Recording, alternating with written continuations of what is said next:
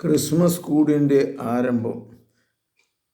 ക്രിസ്തുമസിനോടനുബന്ധിച്ച് ദേവാലയങ്ങളിലും വീടുകളിലും പുൽക്കൂടുകൾ നിർമ്മിക്കുന്ന പതിവ് നമുക്കുണ്ടല്ലോ. ഈ രീതി ആരംഭിച്ചത് ഫ്രാൻസിസ് ആയിരുന്നു. പ്രകൃതി രമണീയമായ ഗോച്ചേവിലോയിലെ ഫ്രാൻസിസ്കൻ ആശ്രമത്തിൽ ഇത്തവണ ക്രിസ്മസ് നൂതനമായ രീതിയിലാണ് ഫ്രാൻസിസ് ആസൂത്രണം ചെയ്തത്.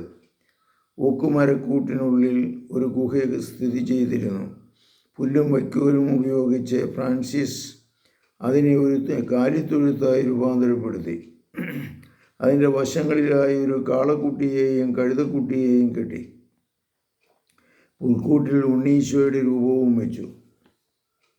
സമീപദേശത്തെ ആശ്രമങ്ങളിൽ നിന്ന് സഹോദരന്മാരും ജനങ്ങളും ക്രിസ്മസ് ഗാനങ്ങളും പാടി മെഴുകുതിരികളും കത്തിച്ച് മലമുകളിലെ ഗുഹയിലെത്തി.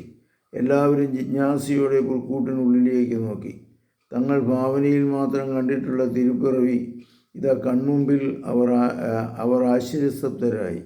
ഭക്തിപൂർവ്വം ആ തിരുസ്വരൂപത്തെ തൊഴുതു. പിറ്റേ ദിവസം മുതൽ പുൽക്കൂടുണ്ടാക്കുന്ന രീതി മറ്റ് ഫ്രാൻസിസ്കൻ ആശ്രമങ്ങളിലും ആരംഭിച്ചു. തുടർന്ന് ഇടവക ദേവാലയത്തിലും ഈ രീതി ആരംഭിച്ചു.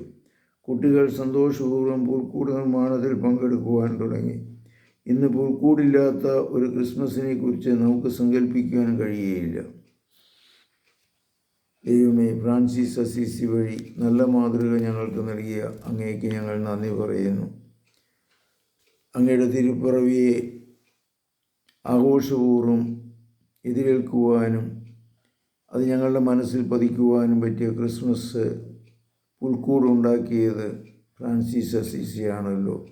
വിശുദ്ധ ഫ്രാൻസിസെ, ഞങ്ങളുടെ ജീവിതത്തെ അങ്ങയുടെ മാതൃകയനുസരിച്ച് രൂപാന്തരപ്പെടുത്തുവാനുള്ള കൃപാവരം ഞങ്ങൾക്ക് നൽകണമേ.